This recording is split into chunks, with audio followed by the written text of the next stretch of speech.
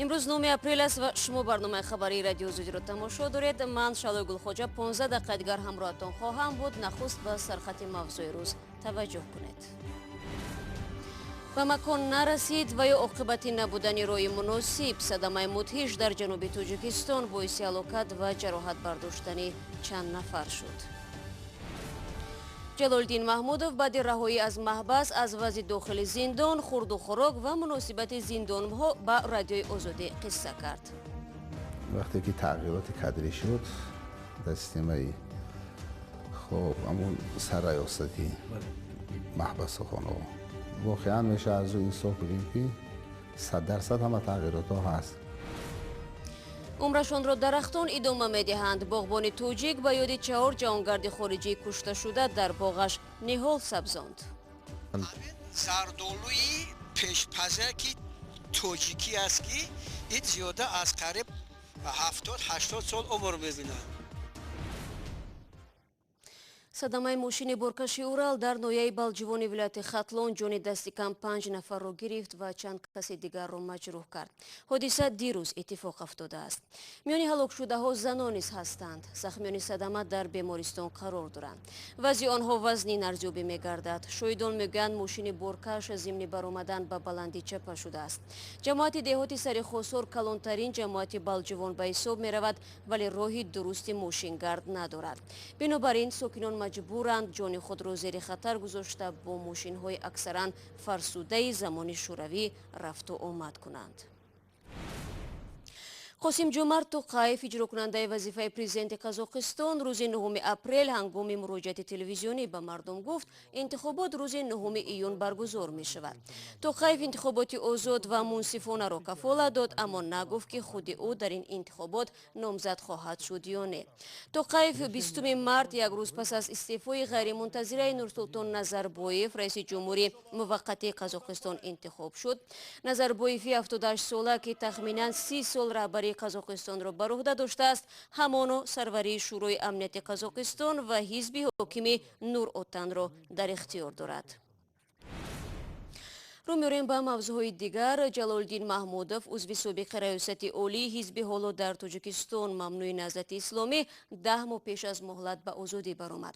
محمودов 64 ساله ماه ایولی سال 2015 به اتهام غیر قانونی نگاه داشتن سلاح بازداشت و به 5 سال زندان محکوم گردیده بود. میرزانبی خالقزاد با جلالدین محمودov امروز صحبت ویژه داشت و نخست از او درباره چگونه صورت گرفتن رهایی‌اش پرسید. من اصلا پیش از اون که جواب بودن 4 اپریل 10 دقیقه پیش خبر کردن. همگی 10 دقیقه. همگی 10 دعوت کردن. بعد نصف روزی بود. من پیشینه خونده بودم، خوراک نصوری خورده بودم و تصمیم داشتم که کمتر استراحت میکنم. کی گفتن که مأموری دعوت میکنن شما را. گفتم کی را دعوت میکنن؟ گفتن محمود جلال‌الدین. باید میدورم از اتاق سرمزم بیرونش ایستاده چند قدم ماندن تبسم کرد. بعد ما اونجا میایم خودمون را شناس میکنیم محکوم شده فلانی و خیلی یک چیز شناسنامه داریم همون را نقل میکنیم اول و دست کم سلام نمیکنیم. ولی ما اومدم باید که یکون 2 قدم ماندن خودم معرفی میکردم کیوم اینا همه ماندگی کمتر تبسم کرد و دستش دراز کرد سلام کرد. گفتم که همه اینا علاقه چیزی هستن که چیزایی نوان. سلامتون چیه؟ امروز ما شما رو در بیمارخانه قره‌بالا خوردیم و اونجا صحبتی که کردیم. سلامتیم میشه بگیم که 100% خوبه. یگان مشکلات در سلامتیم نیست. فقط چون ما حدود 4 سال و 2 ماه در محبس بودیم یگان رنگین و یگان اوزی و یگان انالیز سپوری و یگان کار کردگی نبودم. خب همیشه برام آمدم تصمیمم همین است که یک بار خودمون را تشخیص کنیم همه عضوهای داخلی و بیرونی مون. تقریبا 2 هفته یا 3 هفته قبل از آنکه شما به آزادی برآیید در این محبس رقم 4 واقع در محله یکم سویتسکی هر گونه سر و صداها برخاسته بود. محبوسان را جا و ناجا لطکوب میکنن، اذیت میدن، شکنجه میکنن، از اونا پول میستونن. همون کسایی که میخوان که از بعضی خبرها آگاهی داشته باشن یا رادیو دارن یا که چند گزیت. من هر چیزی که از مطبوعات خودم از رادیو یا گزیت نشنوم یا نخونم باور نمیکنم. هم دهن مردم بعضی خبرها هم خیلی بود که گویا که کدام اوضاعی در بیرون شده یا مفصل و بگیم مشخص نمیتونستم بگم نمیدونستم. ولی در اون واقع داشتن همین حرفای ادعایی که در اونجا میرن. حالا من نمیدونم که چی ادعا رفته بود. اونجا گفتن که لاتکو میشدن بش از شیزا و که به اینجاها برده میشدن با هر گونه بهانه از اونا پول میستونده میشد از همه خیلی. من اگر از نام خودم گپ بزنم همون هر جایی که لازمه من در مدت 4 سال 2 ماه بودم میامی ایویس سیزا و کامرا و ما از هر جا بودم. خب اوناش علاهده دیگه چیز نه که در همین مؤسسه که من بودم. البته وقتهای اخیر وقتی که تغییرات کادری شد در سیستم خب همون سرریاستی محبس خانه واقعا میشه از این صحبت بگیم که 100% همه تغییرات ها هست. این چیزی مثلا همین که گویا پولگیری باشه در جای ملاقات برای که مردم ملاقات میان با عائله هاشون اونجا ملاقات ها میشن کوتاه مدت و دراز مدت. کوتاه مدتش چند دقیقه همون از پس شیشه تلفن خطی دراز مدت 4 ساعته داره و 2 شبانه روزه داره. این وقتهای اخیر 3 شبانه روز شد اونم علاوه ممکن قید کنم. همین زمانی که منصور جان آمد است عمرو همین چیزا نیستن میپرسیتونی و همین.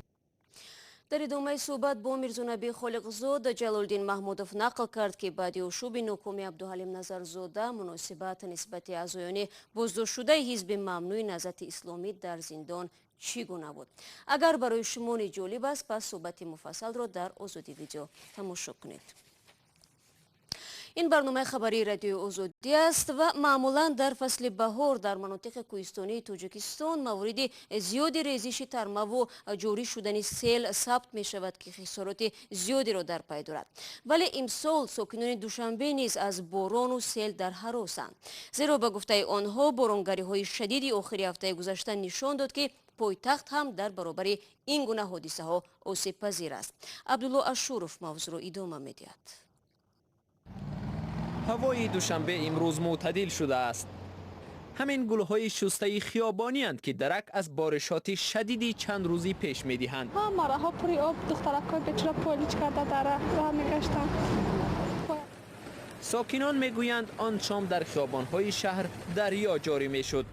دریای از آب و گل که گشت نقلیات را در حدود شهر محدود کرد. سیل اومده بود، رنگش خیلی کلوب اومده بود.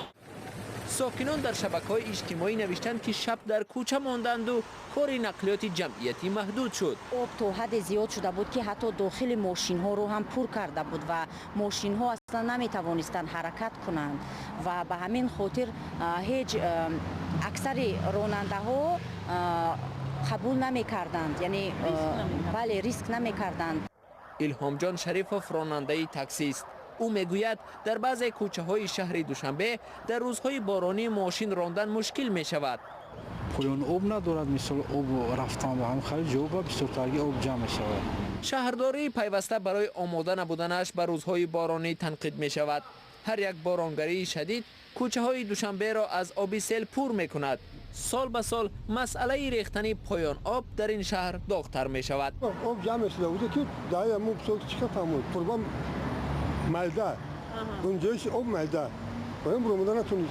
مقامات گفتند در روزهای بارانی زیاده از 40 تکنیکه را برای برطرف کردن خرابی ها و عامل های آن سفربر کردند. آب فاکتور کلو کردن در کار یا تروبه کلو موندن در کار یا که بلکتا خوب میکنه باشیم.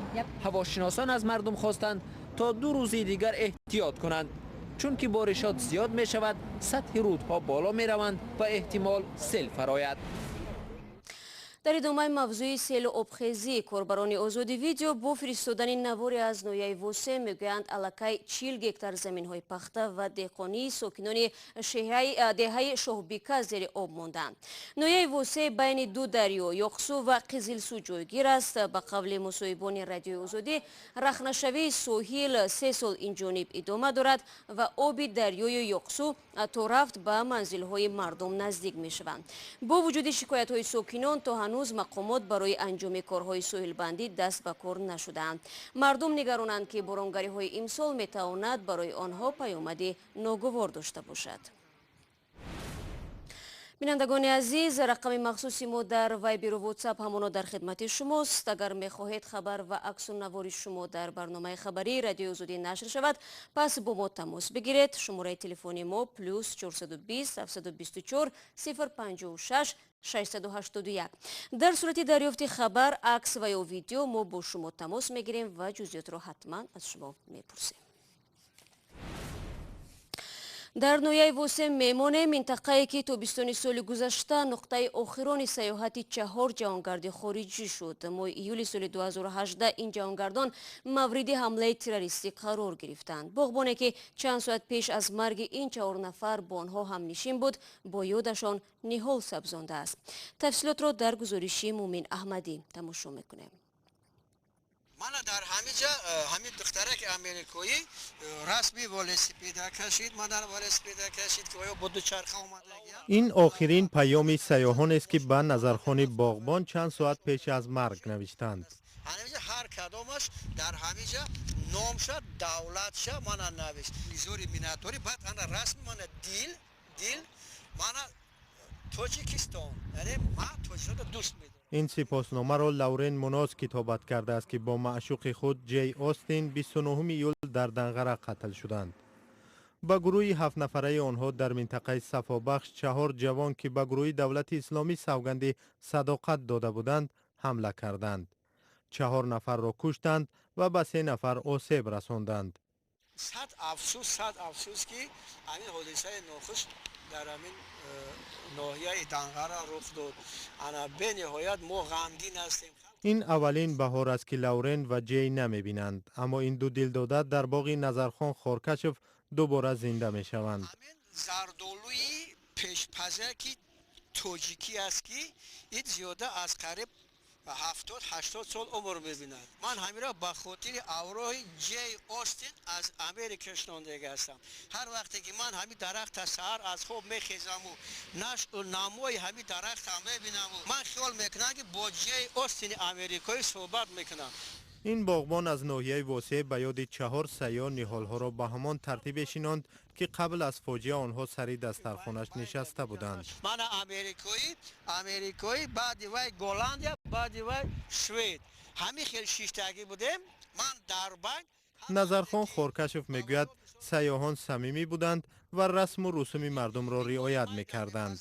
نام این زردالو گیاهان لاوران دخترک سر خوش سیاه داشت با مانند همین تاجیک دخترها وری به نهایت صمیمی بود. این بهار در این باغ زردالوی جی آستین، لورن ان مونوز، واکر رن ویلم، همل مارکوس می سبزند. باغبان تاجیک میگوید هر یک مخچه باز شده یک خاطره الهیده است که سیاحان آن روز در باغ او ماندند و رفتند. بگذارید نهالک‌ها هر بهار وقت سبز می شود ما فکر میکنیم که خیلی همون جوانایی که قربان همین تروریسم شدند و یا از امریکا بودند، از گلندیا، از شویچاریا بودند و یا در دل ما جاودانه زنده هستند. و دسته منتخب نورسان زیر 15 ساله فوتبال تاجیکستان در بازی دومش در مسابقه بین‌المللی جام روی ابریشم هواشان در چین تیم نورسانی میانمار را با حساب 5-0 شکست داد. این مسابقه با شرکت دسته‌های منتخب نورسان 4 کشور قرقیزستان، میانمار، تاجیکستان و چین روز 10 اپریل به پایان میرسد. با این ترتیب بعد نتیجه گیری 2 دور مسابقه در جدول دسته‌های منتخب نورسان تاجیکستان و چین که 3 امتیازی دارند پیش صفند.